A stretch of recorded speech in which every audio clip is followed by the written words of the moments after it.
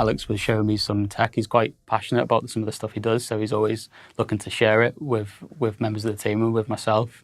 So he was showing me this Procedural Paris demo that he did, which was creating Paris procedurally through Lumberyard. And he mentioned that he was looking to incorporate that into our game, specifically to create ArtCorp at first. Yeah.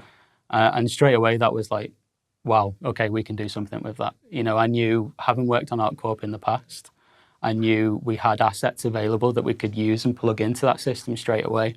So I said to Alex, listen, let me go away this weekend and just work something out for you. I'll create, you know, he gave me the template and, you know, he gave me the max files, the source data, and I just went in there with the assets that we'd made before and just tried to get something together for him on the Monday. On Monday, I got his assets, and there were just some very, very slight changes to do to the pivot, to the scale, to the precision of the things. And then I ported the tool during the weekend to the commercial lumberyard, to our own lumberyard. It didn't take that much effort because obviously it's like a kind of the same engine. And then in about 3 days, we got a first version of the city working. He's worked a lot on illumination, pollution. In other cases, we set up the scene and we did this video with the real area 18 inside the city and send it off to Chris. That was important, wasn't it? Like so we built those city blocks. We built the city, but then Alex was saying, well, it would be cool now to actually get ArtCorp, you know, the ArtCorp that players have been running around in, put that onto the surface of this thing, you know, put it in context, because previously people in ArtCorp, you were looking at the backdrop and going, okay, that's a cool backdrop. But now we're looking at the backdrop and it's a city. Yeah. It's an actual city. With the right scale, you can fly through it. It has trenches, it has landing areas. They're not still detailed, but they give you a glance of what actually a proper city is like, and it will let you put that city on a real planet.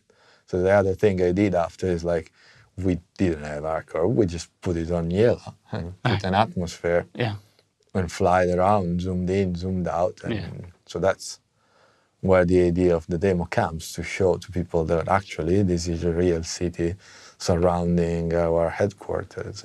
But Alex, he took the city and he went, okay, I'm just going to put this on a planet now. And then did a video just flying out into the atmosphere of the planet. And it was like, oh, wow. Oh, it works. You know, this thing, this thing actually works. You know, it was really good fun to work on. And there's that kind of early stage for me anyway. It was good. And then that first video that, you know, so I, you know, all I did really was I just gave Alex the assets, and then you went away and put it into your procedural system.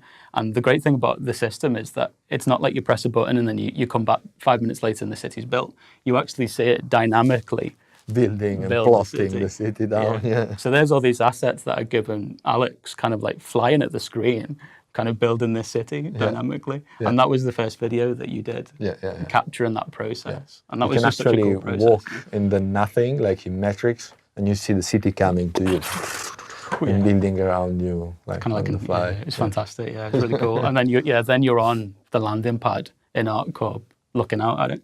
And you did another video where you're in, I think you're in the ArtCorp headquarters, looking out the window there. With the city coming. With the city building in the background.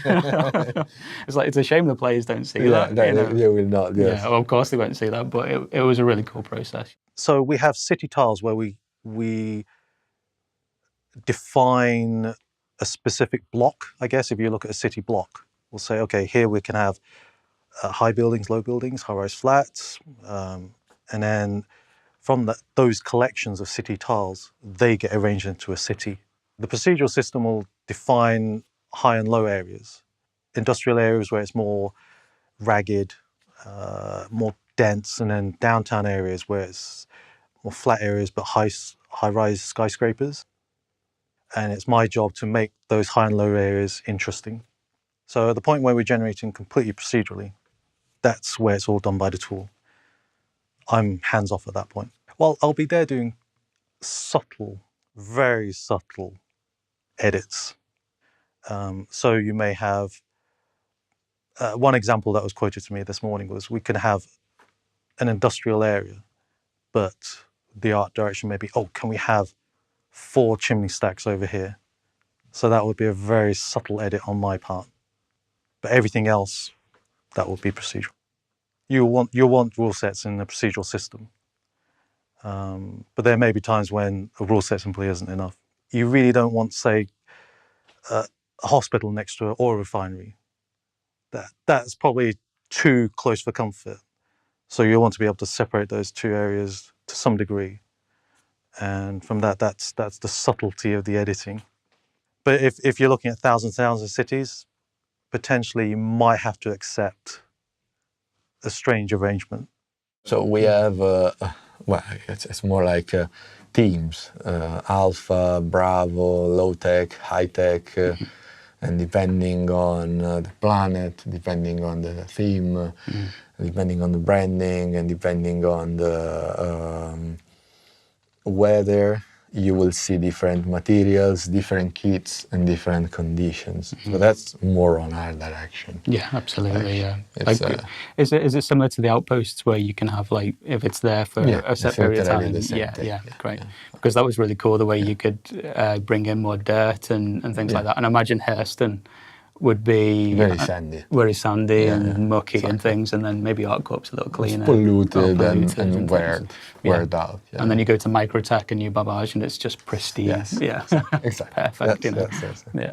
The level deeper is we have 2 different resolutions. One is the FPS, first person resolution, which is 512. Yeah, like landing zone specific. Yeah. He did some research and went to which one was the space station that you were using? Olisar. Yeah, so the way that we build our exterior content is such that we're building these huge kind of almost kilometre-long stations, and within those stations you've got landing pads, and the focus of the artwork and the textual resolution is around the landing pads, and that's where the highest density of assets will be as well. But then obviously, because these stations are so big, we can't put the same amount of detail across the whole station. So it's a very similar approach that we've done with the city stuff. Yeah. You've got the city as a whole, and then you've got the landing zones within that city, and that's where we concentrate the highest density of artwork is around those landing zones, because that's where the player will be spending the most amount of their time. That's where they'll be landing, that's where they'll be knocking around with other players. The rest of the stuff, they'll be flying around it, they'll be moving across it in a much quicker way. So over time, we intend to add, with a certain logic, locations and kits of the cities where you can land and have NPCs, have shops, have interaction, markup points. But that obviously with the logic, like you can't literally come here and land with an helicopter everywhere. There are places where you can go, places where you cannot go. You're encapsulated to work out and go in some parts, and also drive in some specific parts, but not everywhere, because everywhere doesn't actually make sense. It would be like trying to fly a helicopter over London. Yeah, and just land. And land anywhere, Yeah. I think the military would have something to say about that, maybe. Yeah. It's a good approach to it. And then now we have some hangars, locations that we do initially for the cities in the headquarters, where we have NPCs, you have customs, and you have interactions, and then over time we will add more interaction, more crowd system, monorails, flying traffic. Stuff's so cool. Yeah. Like there was some stuff I was talking to Alex about. I don't know if this will happen, but I always imagined if you were flying over ArtCorp, the procedural city, you've got the landing zone, Area 18, which everyone knows and visits and goes to quite a lot. But then every now and again, one of the top of these skyscrapers, you just see one of the landing pads open up. You see like a dude standing on there and you can land on it and go and talk to him, and there's a mission from there, and then you can go off again. But the next time you fly across ArtCorp, it might not be there. It's opened up somewhere else. So on one side, the tool has been submitted as part of the build since a bit more than a month.